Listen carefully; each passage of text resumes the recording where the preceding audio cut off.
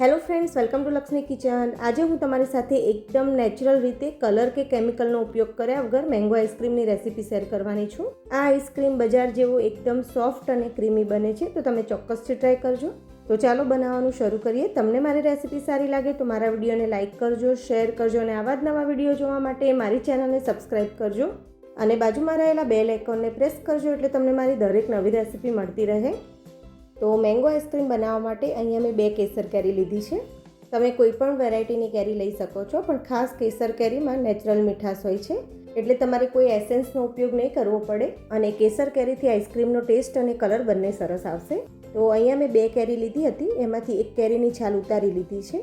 આ છોલેલી કેરીને હું ડાયરેક્ટ જ એક પેનમાં કટ કરી લઈશ.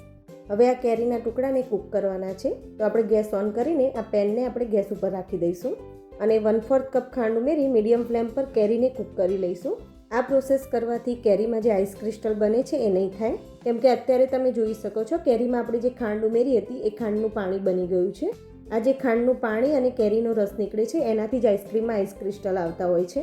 એટલે આ મિશ્રણને તમે 4 થી 5 મિનિટ જેવું મીડિયમ ફ્લેમ પર કૂક કરશો તો બધું પાણી બળી જશે અને કેરીનો નેચરલ કલર પણ સરસ આવશે. તમારે ઉપરથી કલર એડ કરવાની જરૂર નહીં પડે.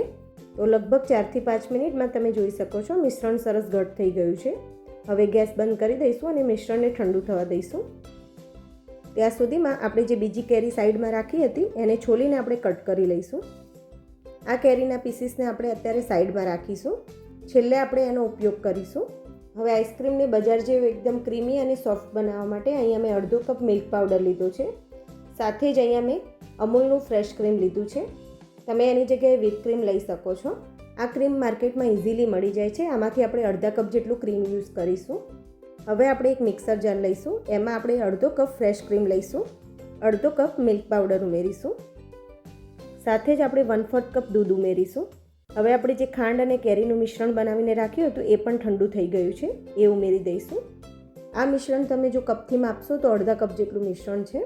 હવે આ બધી વસ્તુને આપણે એકદમ સારી રીતે ગ્રાઇન્ડ કરીશું. તો 1 મિનિટ જેવું મેં બધી વસ્તુને ગ્રાઇન્ડ કરી લીધી છે. તો એકદમ સ્મૂથ આપણું આઈસ્ક્રીમનું મિશ્રણ રેડી થયું છે. હવે આપણે એક એરટાઇટ ડબ્બામાં આ મિશ્રણને લઈ લઈશું.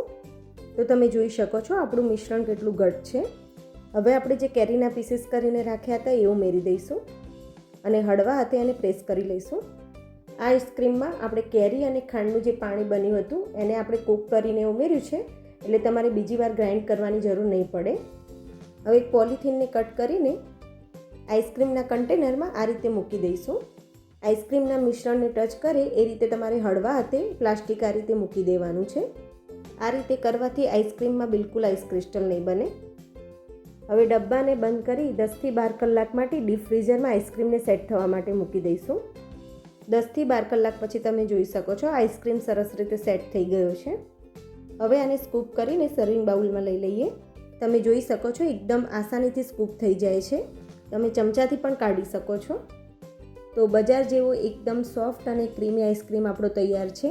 આમાં આપણે કોઈ પણ જાતનો કલર કે કેમિકલનો ઉપયોગ નથી કર્યો, એકદમ નેચરલ છે. તમે ઉપરથી આ રીતે પિસ્તા નાખીને પણ સર્વ કરી શકો છો. તો નેચરલ રીતે એકદમ હેલ્ધી મેંગો આઈસ્ક્રીમની રેસીપી તમે ચોક્કસથી ટ્રાય કરજો અને કોમેન્ટમાં જણાવજો કે તમને મારી રેસીપી કેવી લાગી.